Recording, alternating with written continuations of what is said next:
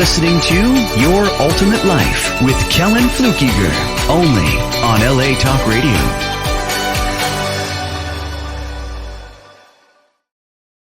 Hello and welcome to the show today, Your Ultimate Life, here on LA Talk Radio. Grateful to have you here. This is the show dedicated to only one thing, to helping you create a life of purpose, prosperity, and joy.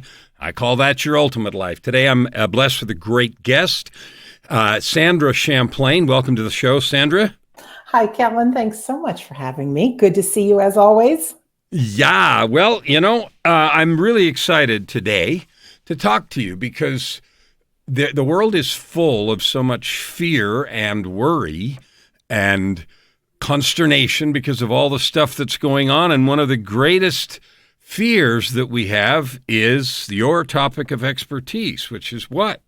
No, it's the fear of dying. I talk about life after death and grief and living a powerful life. So we are birds of a feather, my friend. We are. And, you and I met some 10, 11 years ago at some event somewhere, and you were starting your journey then. You just completed the book now that fuels all that you do. And I want you to just start with, because getting rid of fear and the fear of dying is, of course, the biggest one, or I think, the biggest fear that we all seem to have. So what happened to get you on this journey about learning about death and afterlife and grief and handling these difficult things? Yeah, it was, first of all, was the furthest thing from any foreseeable future I had for myself. I'm a chef by trade, had a successful career with my mom. We had a catering company working with race car teams. And in the mid 90s, I don't know if I just woke up one day or it just slowly developed, but it was this fear of death. I'd look up at the stars, and of course there's the never-ending universe. And, my ego didn't know the words then, but it just couldn't handle the thought of my demise, that if I died, was I over? And it developed into this fear that would keep me up at night, afraid to go to bed, waking up in the morning, it'd be the first thing on my mind. And it was brutal. People that know fear, and I think a lot of people have this fear of death and it's of uncertainty. I hated it when it happened, but looking back now, that was the thing that had to happen to send me on the journey that I went on. Now, I want to hear about the journey, but I want to capture one thing that you just said there. So what you're saying now is, in retrospect, this terrible and perhaps paralyzing fear with you when you go to bed, with you when you wake up, was something that you needed and was a blessing. Is that what I heard you say? You sure did. And you know what? I've had a lot of those blessings, but in the moment, they occurred to me as the worst thing that could possibly be happening. And it wasn't until looking back and seeing where I am now in a life with the greatest friends, really feeling like I'm living my passion and being able to share. And none of it could have happened without the crud, that I went through. So I think as human beings, we go through some terrible, terrible things, but that's what has us grow as human beings, and it has us learn, and then we get to serve and help other people. And I think the magic is in that service. So it is, and I just, we want to call them crud, but when we get on the other side, we realize they're not, and at some point, we start realizing sooner and sooner, and so maybe none of it's crud. And hopefully we get there at some point. Anyway, I interrupted the story because I just wanted to focus on that for a second. So keep going. Keep going. Okay. So with this fear, I had to do something about it because I couldn't live in fear. And I grew up Catholic, going to Catholic school almost every year of my life. And I started with religion. Maybe within my own religion or somebody else's religion, I could find something that would have me calm these fears. And while I found some great religions and great information, and most religions believe in the afterlife, nothing yet solved my fear. As time went on, I just learned to live with it until I met a nice lady named Nancy. Nancy became a friend of mine and sharp cookie. was a nurse, but she talked, Kellan, all the airy fairy stuff of the angels and the guides and your soul and all these things. So I kind of put that stuff aside because I really liked Nancy, but I didn't buy into that world. In fact, I call myself a skeptic, a healthy skeptic, but I really believed that people that were into that kind of jargon, they were giving their life away to something that wasn't real.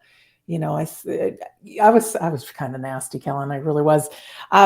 However, Nancy brought me along to a medium demonstration, and of course, I knew that it would be fixed. I knew it. There's no reality in that, of course not. But during the evening, I realized that something else was going on. The medium was not charging an awful lot of money. The messages that she was giving really struck people's hearts.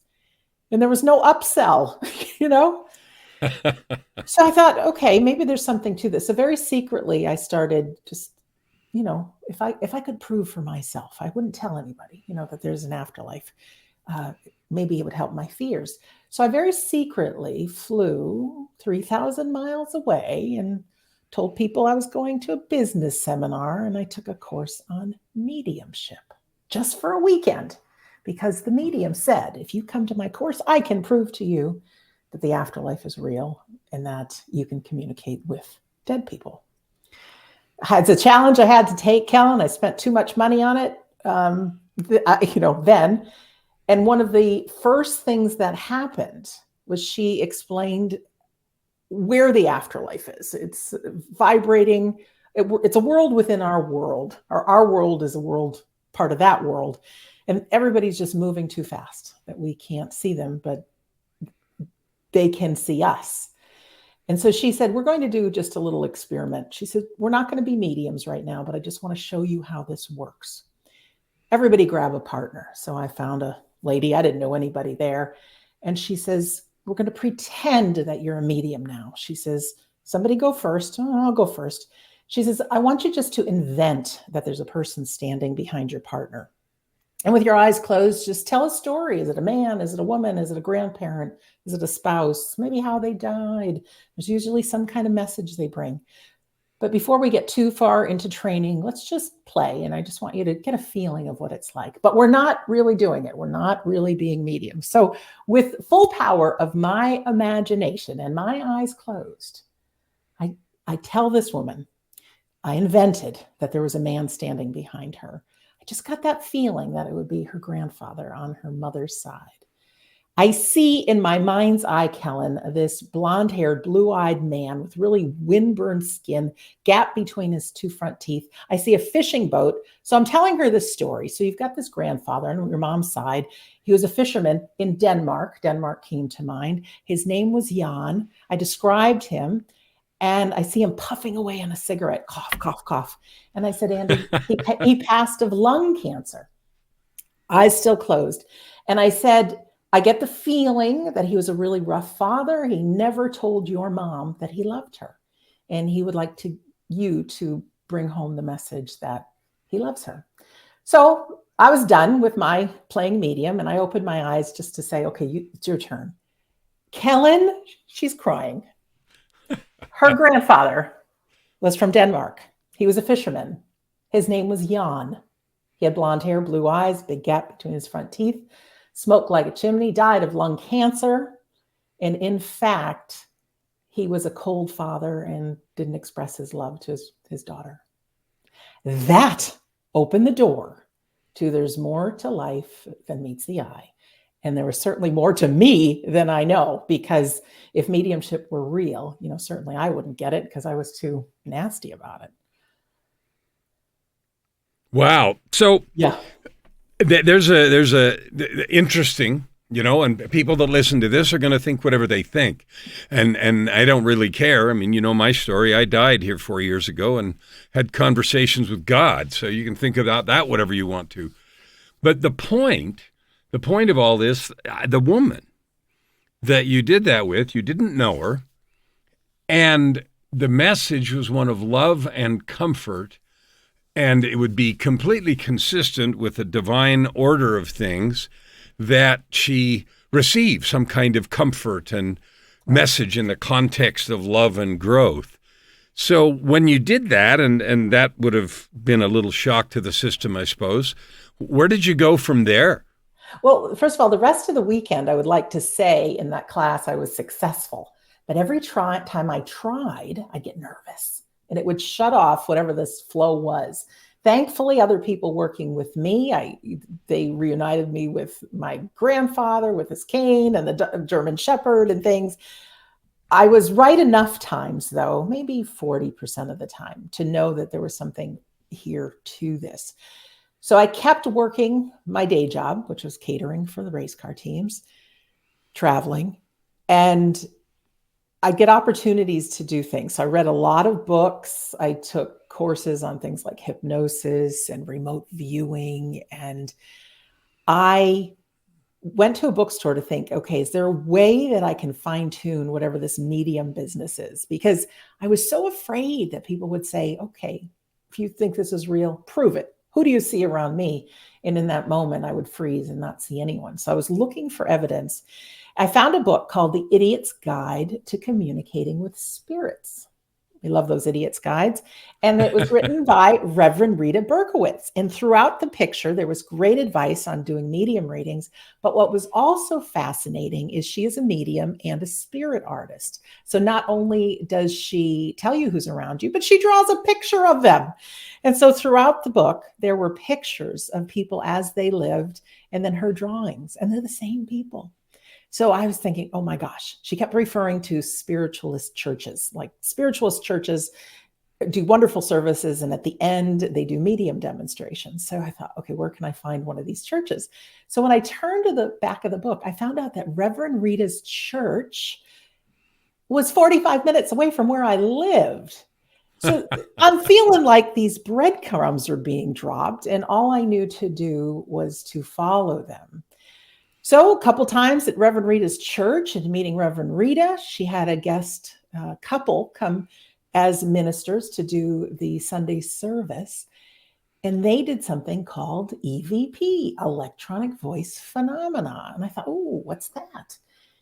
And it's taking a recorder, a voice recorder, a digital recorder or cassette recorder, if they're still around, recording the sound of what's called white noise, it's water running or raindrops or a fan in the background.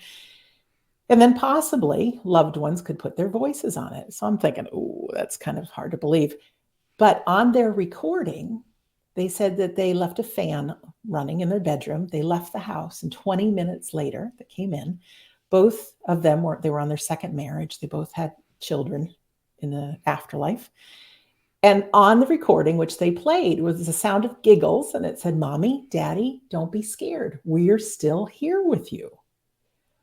I mean, that was crazy to hear that. And they were just regular people, again, not trying to sell anything. And Kellan, I went home and I decided to buy a book on this. And I got myself a tape recorder, and I was just about to do a recording, and then I freaked myself out. Good Catholic girl, am I playing with the devil here? And I put it aside. And fast forward just a few months. And again, these breadcrumbs is I knew that I wanted to go on a retreat somewhere. I was burned out from work. And there's a beautiful retreat center that I'm sure many people know of called the Omega Center in Rhinebeck, New York. And I thought, oh, they'll have something there. I've got this one weekend free. I'm going to go there. No matter what courses they're offering. Well, what were they offering? Tom and Lisa Butler, who wrote the book on EVP, were doing a workshop on recording electronic voice phenomena. So I went, and as scared as I was to go there, I knew I had to be there. Because if I could tell my story, I knew that there are plenty of people not only afraid of dying, but that are grieving. And I don't think there's any pain worse than grief. That if I could tell my story and have some kind of proof, then maybe it would help other people. But up to that point, I was too afraid to share. So throughout the weekend, there were plenty of examples that they gave us of these EVPs, these voices. And they're all messages of love and messages of humor. And I found out that they were the couple that trained the Hollywood theaters, not the theaters, but the production companies about EVPs, and they created a horror movie called White Noise. Now, that was certainly not the intention, because the messages coming through were just love and humor. But what it did is it got a lot of people interested in EVPs. Well, to make my story a little shorter here, I had my tape recorder on the last night of the class. I brought it back to the cabin that I was in. It was pouring rain. I held my tape recorder and I imagined my aunt and uncle deceased and my grandmother and grandfather deceased by the foot of my bed. Now, I didn't know if they were there or not, but at that point, I really believed there was something to these recordings. I pressed the record button, recorded the raindrops, and just said into this, I said, if you guys are real and I'm meant to help people believe in the afterlife, I said, I need you to talk really loud so I can hear you and believe it. So I said, I'm going to let this record just a minute, and then I'm going to say goodnight. And I thought I was talking to myself. So I let it record just 1 minute, and I said, okay, good night. In class, they hooked up our recorders to a computer and they could loop the sound. Well, I didn't have my computer with me. I just had this recorder and earplugs.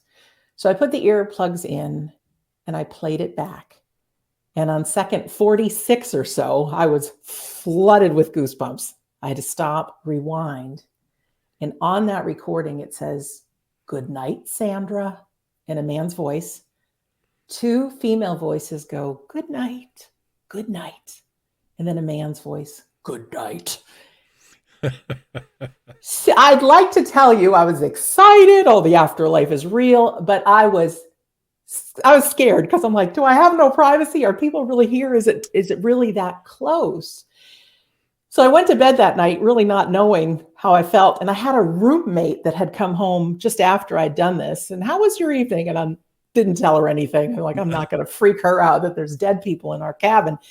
But I brought this recording into class the next day. And the people that were in the class, you know why they took the class? Because they had children that were deceased. They had spouses that were deceased, someone really close, and they were looking for evidence.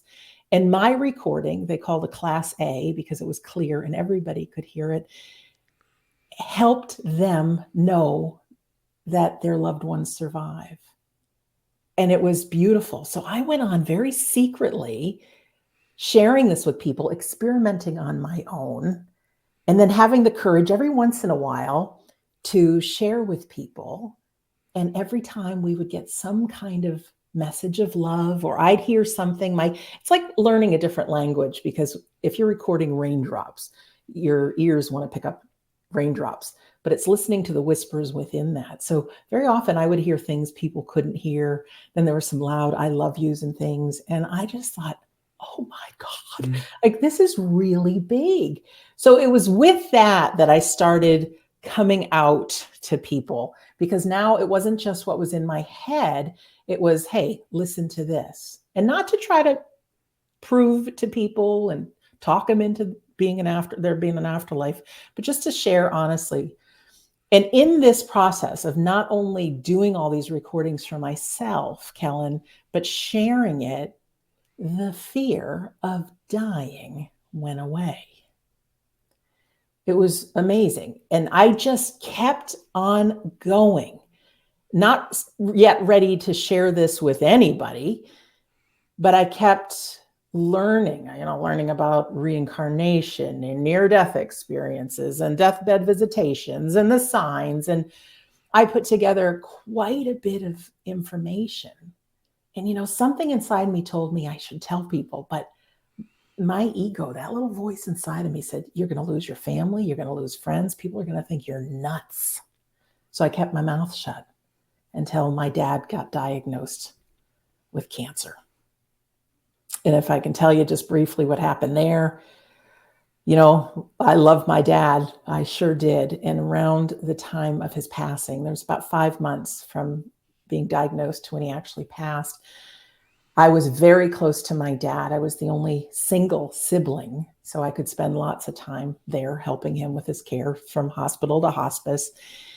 my relationship started breaking down with my siblings. For some reason, they thought my actions meant that I wanted his money when he passed. Now, I've got some pretty great siblings, and for them to think this of me was just crazy. And eventually, Dad ended up passing. The relationships with my siblings became estranged because they really thought I was a gold digger. And of course, I was deeply grieving because I fell in love with my dad, spending that much time with this man and being able to be open about these stories. And he made me promise I'd write a book too. He loved hearing about them. But my heart hurt so bad because it's not only I couldn't see my siblings, but I couldn't see my nieces and nephews either. So it was really a dark time for me, Kellan. Not suicidal, but I could totally understand people that felt that deep and depressed that would think that that's the only way out. But thankfully, there was that light bulb moment that I something outside of myself was like, Sandra, this is not you. The personality you see right here today with you, Kellan, this is pretty much who I am all the time. Not evil, crazy, angry, crying monster. And that's who I felt like I was in the grieving time. So I went on a journey to realize and figure out, why does grief hurt so bad? Why do good people fight over things that don't even happen? The miscommunication was crazy. And I opened up a world of grief, not only these stages that people talk about, but actually how our chemistry changes as human beings when we try to get used to a new reality. When we love someone, in the crudest language, it is like an addiction. And when that bond is broken, we go through the mother of all withdrawals called grief. Our chemistry changes. All these neurotransmitters, you hear those that run through our bodies, serotonin, dopamine, all those things, they are nearly depleted when we are grieving.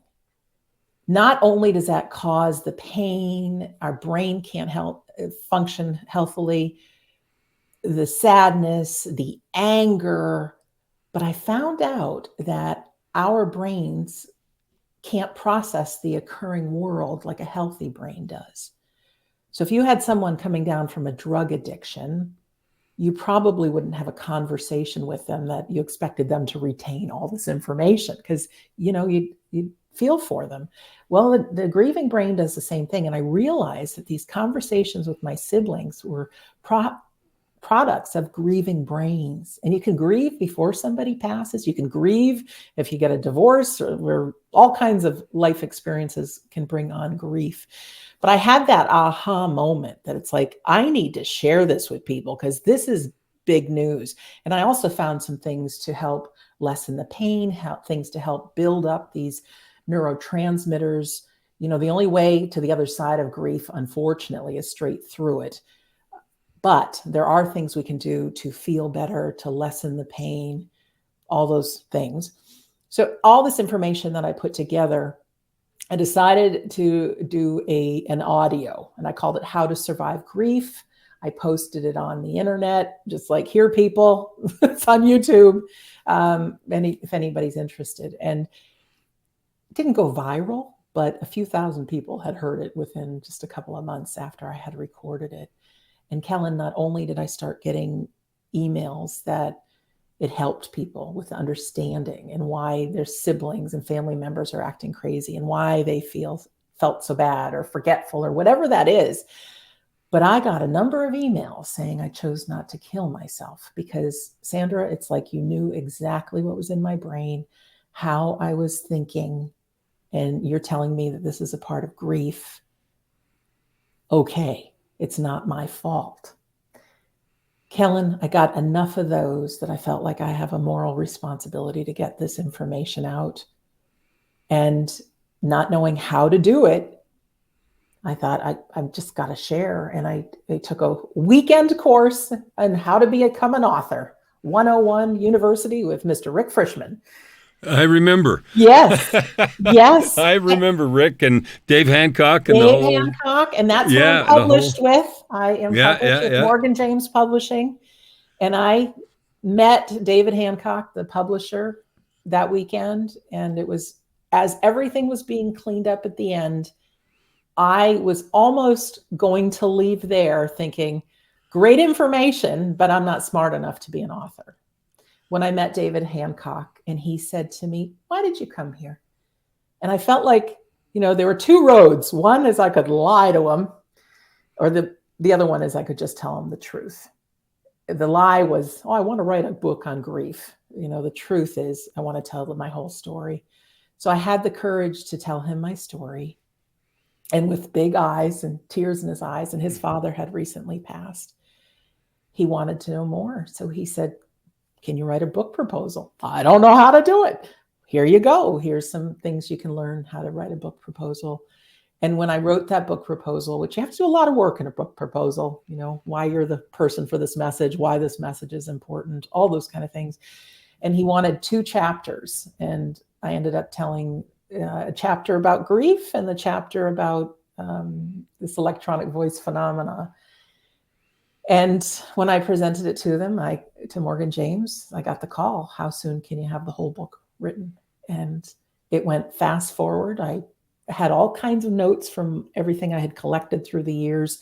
And in 2 months, I had the book written. It got published. Another miracle happened. I got to be a guest on Coast to Coast AM, which has something like 8 million weekly listeners. It happens in the wee hours. At that point, I said yes to every interview coming in, not knowing. And the lady's like, okay, we'll call you at 1 a.m. your time. I'm thinking, who are you? And when I realized, wow. And so on that particular night, I was 2 hours on with the great George Norrie, just shared from my heart everything I could think of and every question he asked, and people calling in. And that night, my book hit #1 in the US, UK, and Canada. And that opened the door for that backbone of mine, started to build, that not everybody's going to think you're crazy. And if they do, the heck with them. And I just was able to start to share. And then as time went on, I continued my catering business. I still wanted to learn more. So I just started recording extraordinary conversations with people that believed in the afterlife. I called it We Don't Die Radio. I don't know why, but it sounded good to me. We Don't Die Radio. And I still have that. And also 2 years ago, iHeartRadio and Coast to Coast AM asked me to do an afterlife podcast. So I now have shades of the afterlife with them.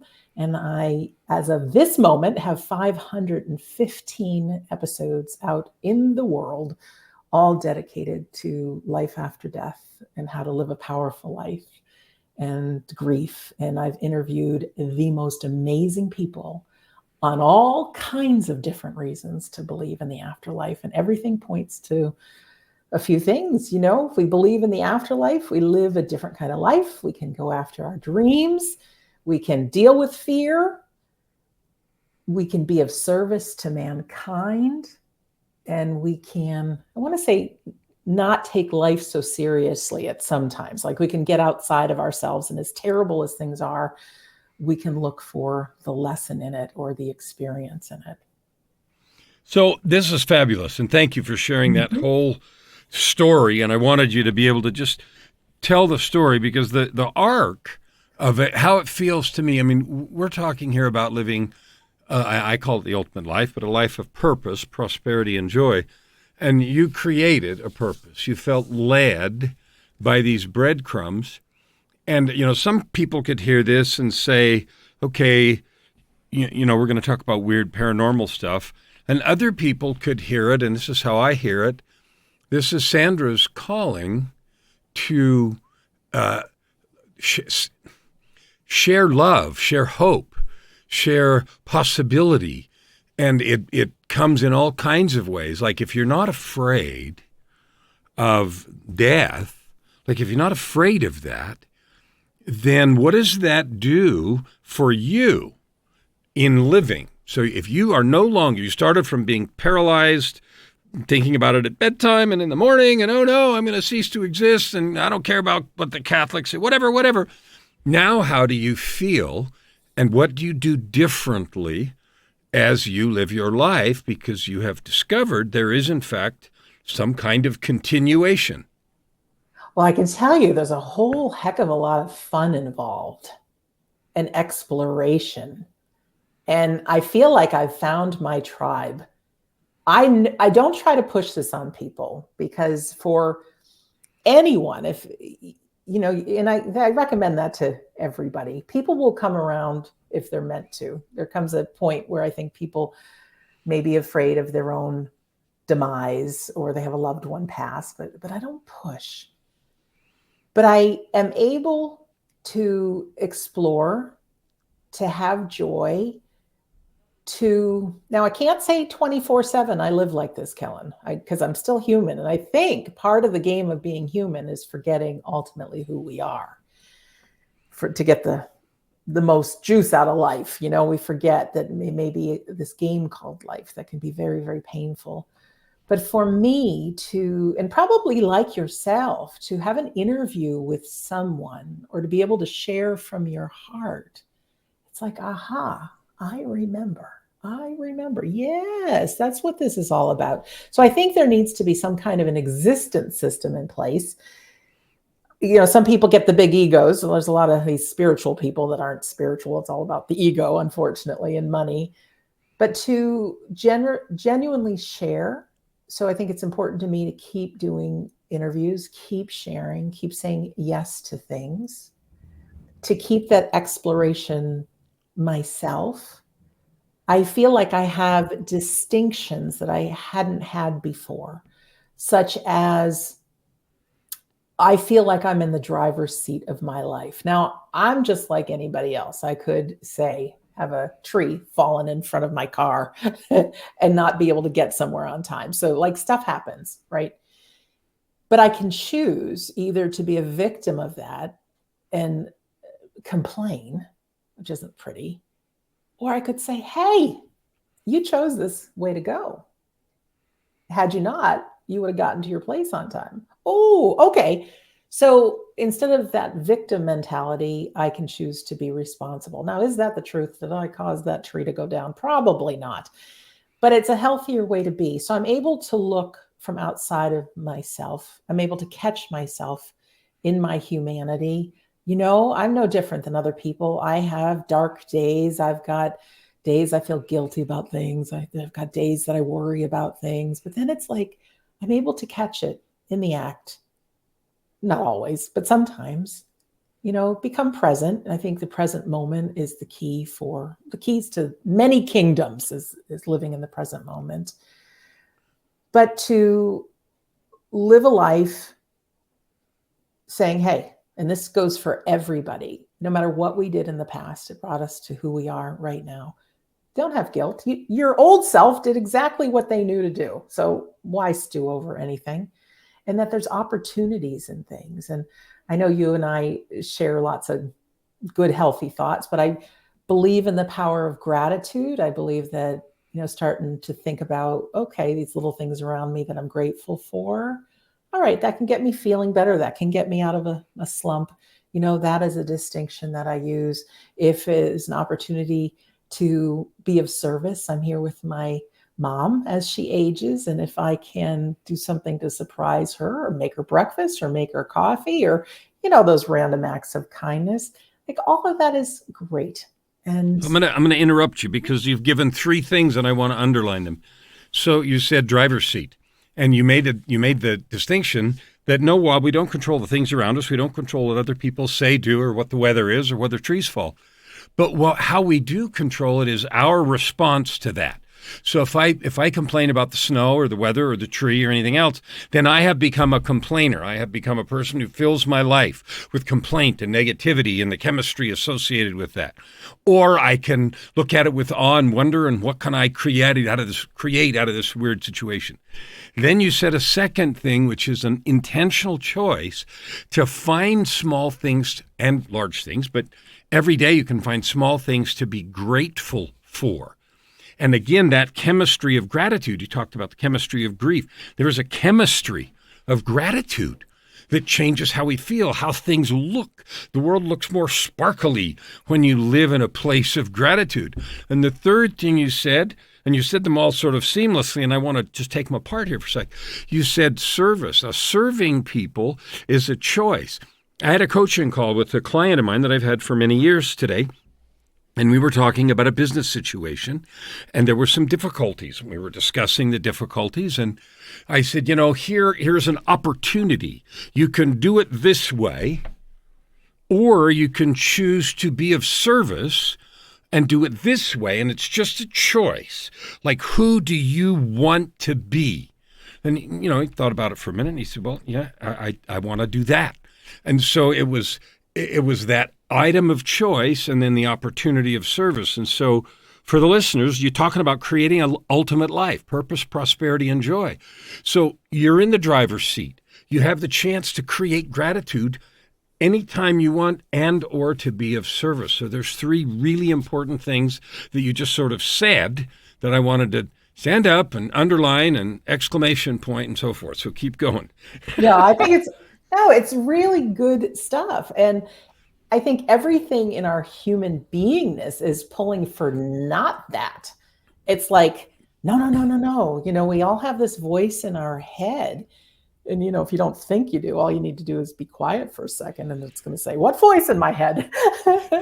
we all have it, and it's not our champion. Now, I do believe when we can quiet our minds and get in touch with our soul power and all that there can be some loving messages, yes. But, go look in the mirror first thing in the morning. See what that voice says. For me, it's like, oh, the gray hair and this and that. Oh, do I really look like that? Let's get some makeup on. It's not a champion going, Sandra, what a great job you did. Welcome to the new day. No, it's not that.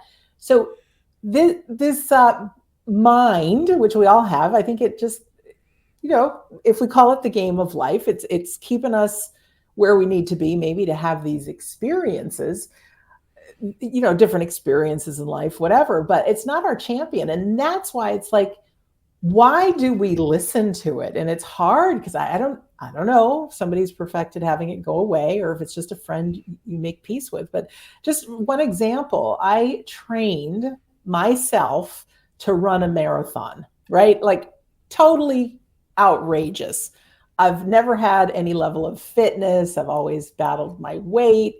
So I just threw it out there that I'm going to run a marathon.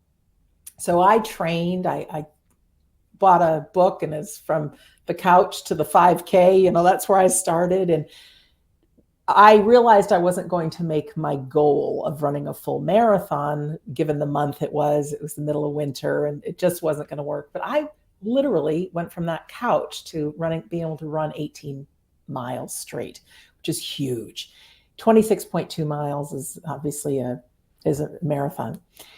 I decided to go out on a bitter cold winter day, and instead of running my marathon, I decided to walk it. Like, I'm going to do this because I said I would, whether I walk it, whether I crawl it, whether I run it, I'm going to do it.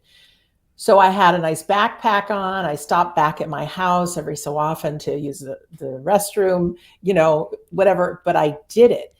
On the last half hour coming home, I was out there for hours, Kellan, hours. My legs were burning. I'm like, I'm doing it though. When I finally got home, the voice in my head said, don't tell anybody. You failed. You didn't run. Look how long it took you. This is not a success. And it was so in my face. Like, that is the most insane thing. I don't care who does 26.2 miles on their feet. Even if you're riding a bike, that's a big deal. But I realized how that voice I always trusted was the truth. And here it's telling me that 26.2 miles was no big deal. I'm like, I was angry. But I thought, okay, are you going to buy into that little voice that tells me to be afraid, tells me I can't do it, tells me I'm not good enough, oh, I'm not smart enough?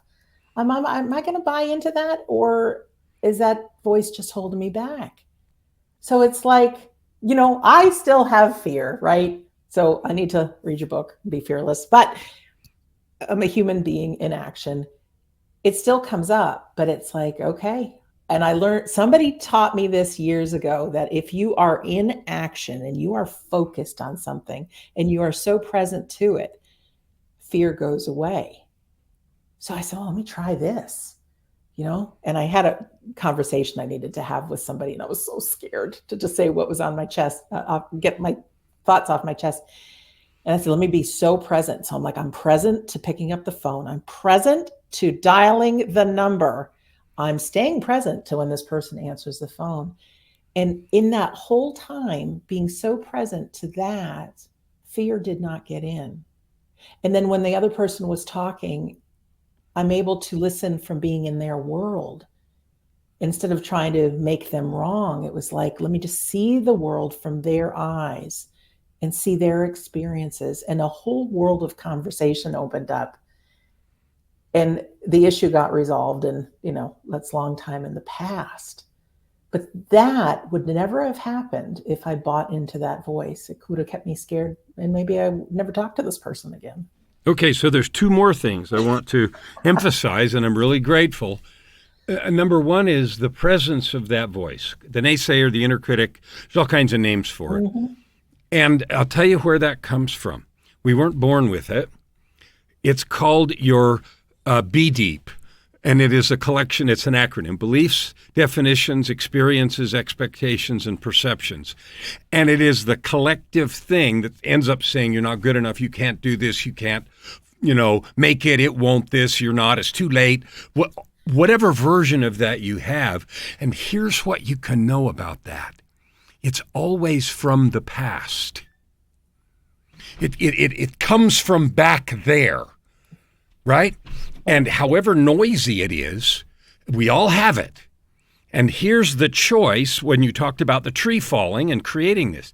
You can hear the voice and say, I hear you, which is what you did when you said to the marathon, hey, how dare you tell me that's nothing? And I want to emphasize that for our listeners. You're going to have that. You already have it. And Sandra had it when she was going to write the book, and everybody has it. So you can understand what it is. It's a collection of the past, and somehow it's trying to protect you from something. I don't know. But understand it for what it is, and then do what you did, Sandra. That's so important. And the second thing you said was, I forgot. I got so excited about that. It was another thing that you said that I wanted to talk about. And well, let's keep talking. See, now I'm just so excited to be here. I forgot too. I just lost it. You talked about, being present. Thank you. Yes, there it is. The being present. So the second thing was the being present. Now, I have a funny way of defining a moment. I created a definition of a moment, and it's 8.64 seconds. And it's 60 seconds times 60 minutes times 24 hours. There's 86,400 seconds in a day. And I arbitrarily decided there should be 10,000 moments in a day. And if you do the math, that's 8.64 seconds. And I love that because it's long enough to get your teeth into and short enough to be a moment. But if you're present in this moment, that's all you really have. And you did it with that difficult conversation, and you can do it with anything. And so both of those things, ignoring the naysayer and understand it for what it is, and being present, isn't two more things that you have shared with us, taught us from your experience to live more purposefully and moving in this whole thing that we're talking about, a life of purpose, prosperity, and joy. So those were the two things that you had. And I want to ask you another question. As you think about your purpose, which is grief, which is helping people live full out. That was the thing you told me that I remember about you meeting you. Sandra's the live full out gal. So living full out, aided by the fact that you don't need to be afraid of anything because we're not done when we're done. When you think about moving forward with this mission, which you have, what's coming? What are you doing? Where are you going to be 2 years, 3 years from now? Do you have any thoughts? Well, probably not as clear as I should have, but I do remember how powerful a declaration can be. Back in around 2005-ish, there was a course about being of service. And if you had to pick a mission to give your life to, that would benefit humanity, what would it be? I thought, I have no idea. And they said, well, what is it you're already doing? Who is it you're already being? And what is it you love? What is it you love doing or exploring? So I said, geez, I love making a difference, right? Whatever it is, putting a smile on somebody's face, or any job I've had, cooking for people, I like making people happy. I like to make a difference. And I said, well, I'm exploring all this afterlife stuff. Yeah, okay. But I'm not going to tell anybody about it. But maybe it's the afterlife. So back in 2005-ish, I made this bold declaration that by the year 2027, all of humanity will know that we are souls having a human experience, that we don't die, that we all matter, and life is a playground for the soul. So I wrote that down, thought, sounds good. Put it aside. And then my exploration happened. Dad passed as he did. People started showing up in my life. I now have one of the biggest afterlife podcasts in the world.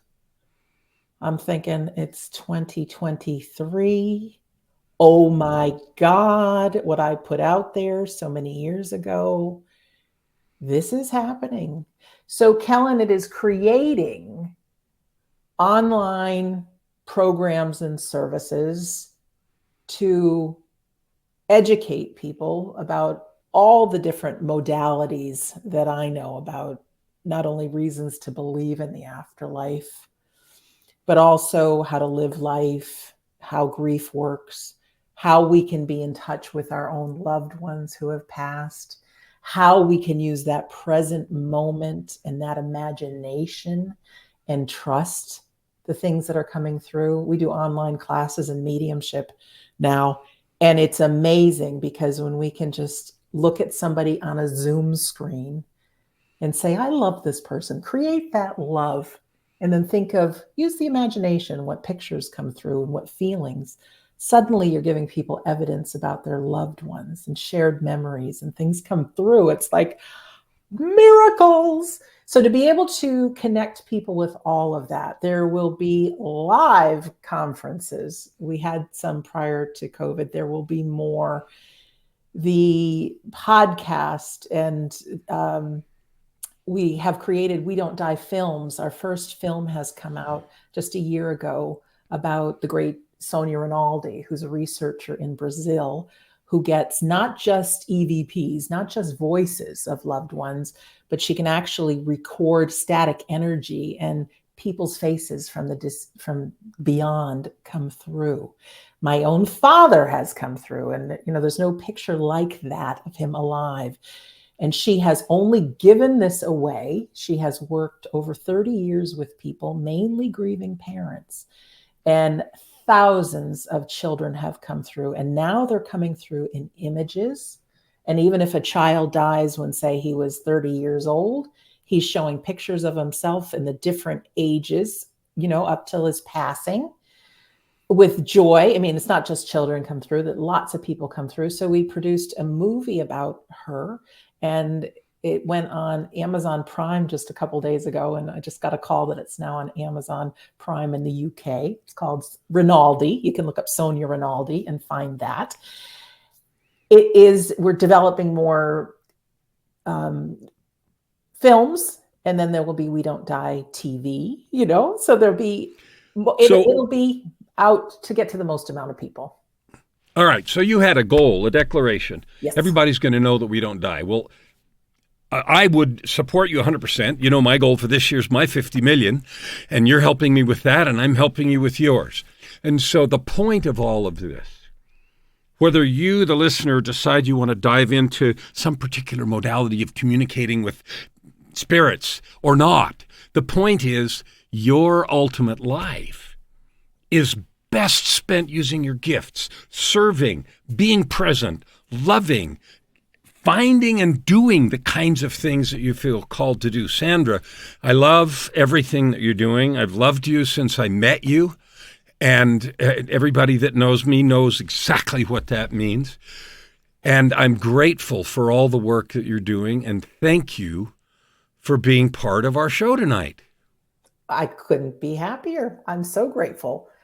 And for people, because I know there's always that ounce of skepticism, I never push anything on anybody, but if you want to research something, research the vastness of the universe, research quantum physics and quantum science, and to realize that, we're living in this ever expanding universe. We can't get our heads around that. We also can't get our heads around to the tiniest core of us. We are invisible, vibrating energy. So there is this real illusion. I mean, we are real, but when we get down to that level, we're just vibrating energy.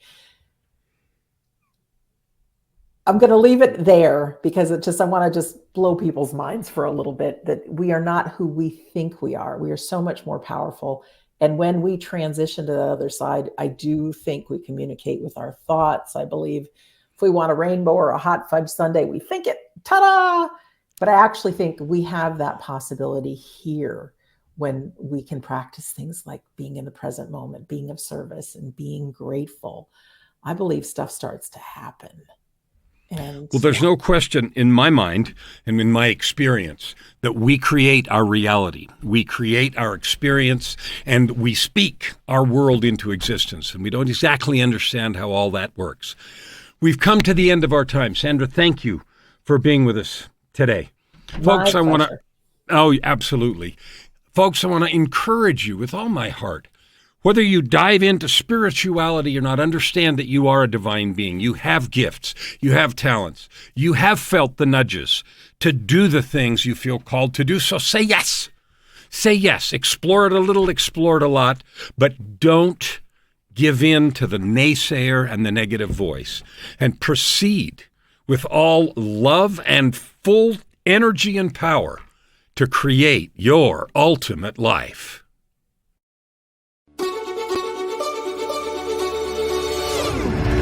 You're listening to Your Ultimate Life with Kellan Fluckiger, only on LA Talk Radio.